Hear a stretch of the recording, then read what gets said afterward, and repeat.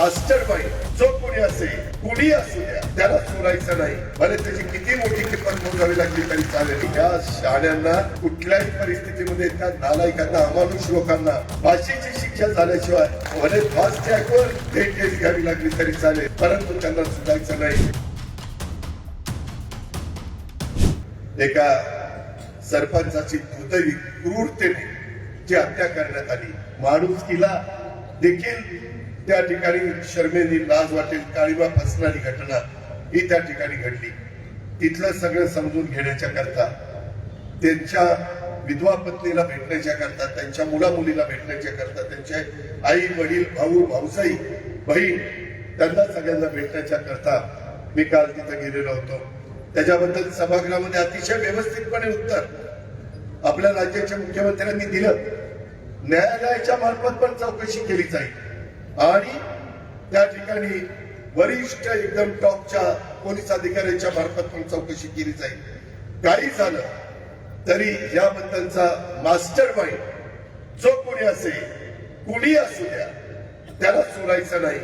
भले त्याची किती मोठी किंमत मोजावी लागली तरी चालेल, अशा पद्धतीनं सभागृहाला आश्वासित केलं. आजही मला काही मित्रमंडळी भेटली, त्यांनाही मी सांगितलं सकाळी की असले कुठल्याही गोष्टी आपण खपून घेणार नाही.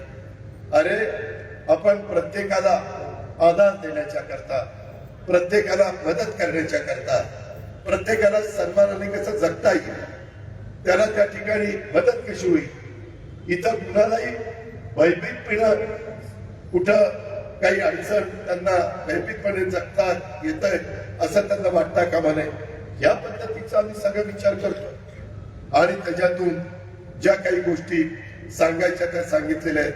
मी आज देखील तुम्हाला या आभाराच्या सभेच्या निमित्तानं सांगतो की याच्यामध्ये आम्ही सगळ्या प्रमुखांनी, तिघांनी पण लक्ष घातलेलं आहे. आणि तुम्ही पहा की कुणीही असू द्या, कुणी असू द्या, यांना संबंधितांना इतक्या वाईट मी त्या सिव्हिल सर्जनशी बोललो.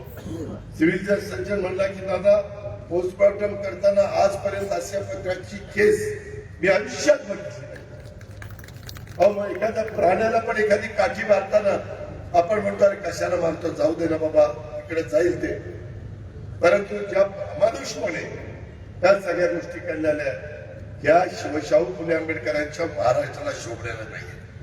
आम्ही पण राज्यकर्ते म्हणून तिथं बसलो असताना ह्या घटना घडतात, या आम्हाला पण शर्मेने मान खाली घालवत होता. आणि त्यामुळं एक अशा पद्धतीचा मेसेज या राज्यामध्ये गेला पाहिजे की परत कुणाचं धाडस देखील अशा पद्धतीनं होता कामा नये. एवढ्या पद्धतीनं आपण पुढे जायचं ठरवलंय.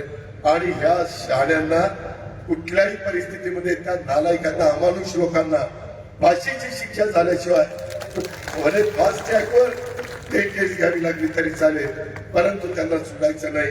आणि या पद्धतीनं आम्ही सगळ्यांनी ठरवलेलं.